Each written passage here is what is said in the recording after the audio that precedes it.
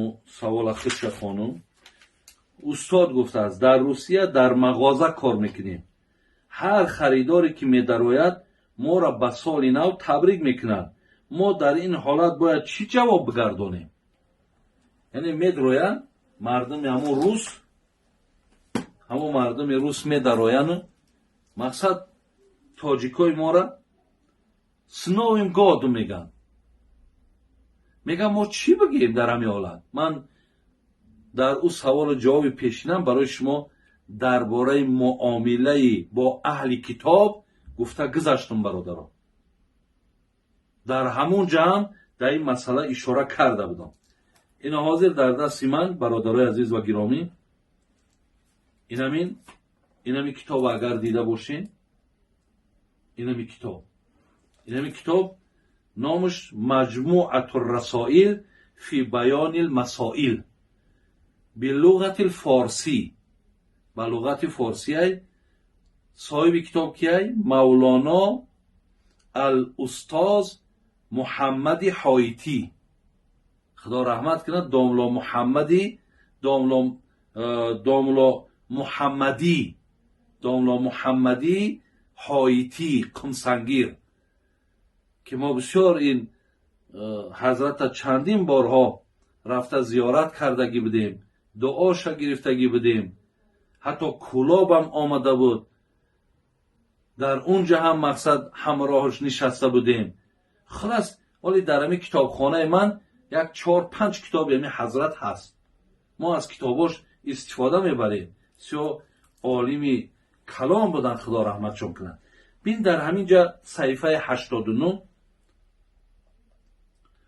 میگد که باب دارد بیان جوایز مخالطه و معاشره در امور دنیوی با کفار.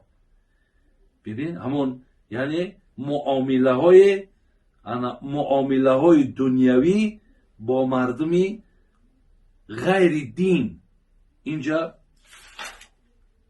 2-3 صفحه برادر عزیز برای ما نویسنده دادن. من بعضی جاهاشو میخونم. از جمله جواز مخالطه و معاشره این مسلمانان با کفار مانند جامعه و دولتی که شامل است بر مسلمانان و کفار و قانونش غیر اسلامی است، پس بر مسلمان واجب است که مراعات آن قانون در امور دنیوی نه در امور دینی در حالت اختیار، اما در حالت اضطراری و مجبوری جایز است. برادرها چی میگه؟ میگه که وقتی که شما در همان مملکت‌های مثل روسیه که قانونش قانون اسلام نیست، یعنی با اونها در هر یک کارهای دنیویشان چه که رفته کارهای دنیوی دارین، مغازین کشادین، در اونجا دکانها کشادین، خلاص به هر کارهای مثال دنیوی وقتی مشغولین، با اونها معامله کردن، خرید و فروش کردن مقصد جایزه میگه. و وقتی که مثال در همون ملکا که در آمدین شما از قانون اونها میگه اطاعت کنین. ولی بعضی برادرای ما میگن نه ما آخر نمیگوی یا اطاعت نمیکنی، کجا رفتی امو روسیه؟ برای چی گرجدانسوا گرفتی؟ اینقدر زحمت کشیدی، اینقدر خراجات کردی. او گرجدانسوا خودش چیه معناش؟ وقتی آدم شهروند روسیه کشید و اطاعت ای قانونی او باید بکنه. واسه اگر همون یگان روس بیاد تاجیکستان شهروند تاجیکستان شود، ای قانون تاجیکستان باید اطاعت کنه. مسئله شهروندی همه کو پاسپورت در کیسه شاید نه یار اطاعت کنده در کار نیست. این همش گپ های برادر عزیز. جان گفته اطاعت میکنی، برای همین رفته. ای حضرت هم حاضر همین را در نظر دارد که در امور دینیش نه، مقصد ما مسلمانیم، اونها خواه مقصد دین نصرانی خودشون است.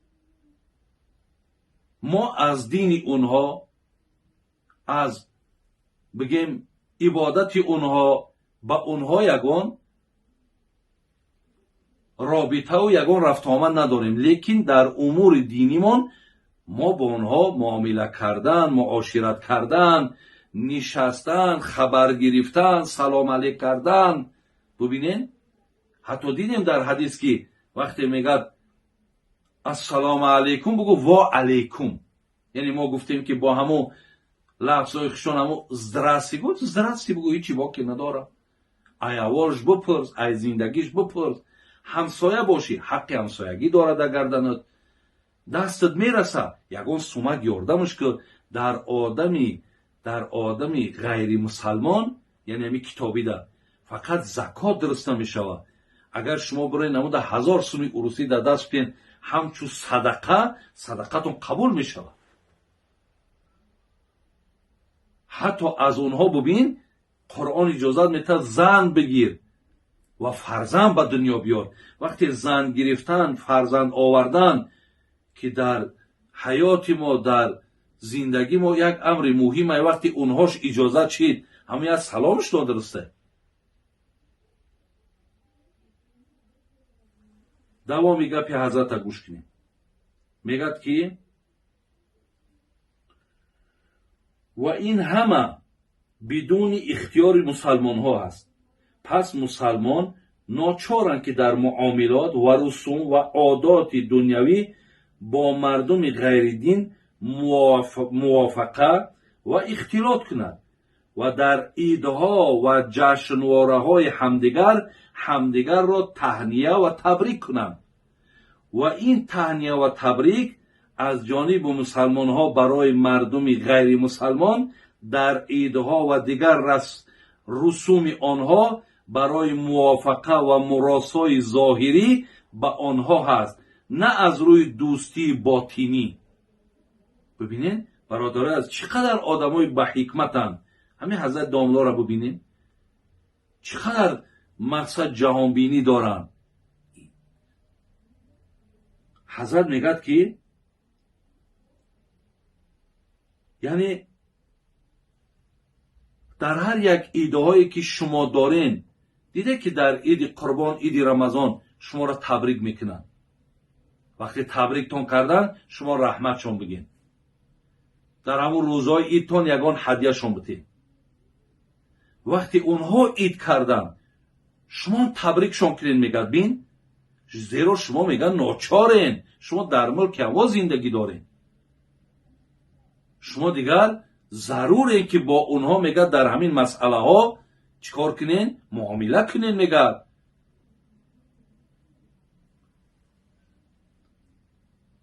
خب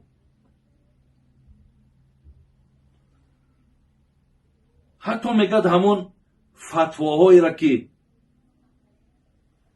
در ایدهای اونها اشتراک کردن، راضی بودن که به سر مسلمان گناه هست، میگه حضرت چی میگه؟ و این گفته‌ها میگه به زمان بزرگواران موافق بود. میگه این فتواها میگه که در کتابها آمده است، میگه بله در زمانهای همو بزرگهایی که همه قانون قدرت دین در دستشان بود، میگه این به همو زمان یا موافق بود. و اما در این زمان مسلمان ها در همه دولت دنیا با مردم غیر مسلمان در همه معاملات اشتراک دارند و این چونین در منزل ها و محله ها با یکدیگر مختلط زندگی میکنند، یک جایند. پس چاره ندارند که با مردم غیر مسلمان در رسم و عادتاشون یک جا نباشند. پس این یک جا بودن را رضای به کفر گفتن امر محال است. و این در این زمان میگن موافق نمی آید. یعنی برادرای عزیز و گرامی، میگه از بس که امروز ما در همون محله های اونها زندگی میکنیم، در شهرهای اونها زندگی میکنیم، ما دیگر ناچار، ما ضروریم که در هر یک رسم هاشون، در هر یک ایده هاشون مقصد اونها را تبریک بگیم، تهنیه بگیم. یعنی اینها میگه دیگر جای ناگزیر است، ما دیگر نمیتونیم. ولی زمان برادر عزیز که میگه زمانی که این فتواهایی که دادن که مقصد با اونها یک جا عید نکنین یا عید اونها را تبریک نکنین، میگه به زمان هم بزرگاهایی که خودشون در دوره اسلامی که زندگی کردن قانون قدر دادشون که بدن اختیار دستشون بود. امروز میگه این اختیار در دستان نیست. برای همین بنابر حالتهایی را که حضرت داملا از کتابش برای ما گفت، همین حالتها امروز برای برادرای مسلمان ما هستند. شما همچو برادرها در اونجا دستنگری اونها هستین و شما یگان قدرت و قوت و توانایی ندارین. برای همین در برابر همون تبریکی که میکند شما تبریکشون کنین، چرا که اونها شما رو تبریک میکنن. یعنی شما دیگر یک جا با اون مردم زندگی میکنین.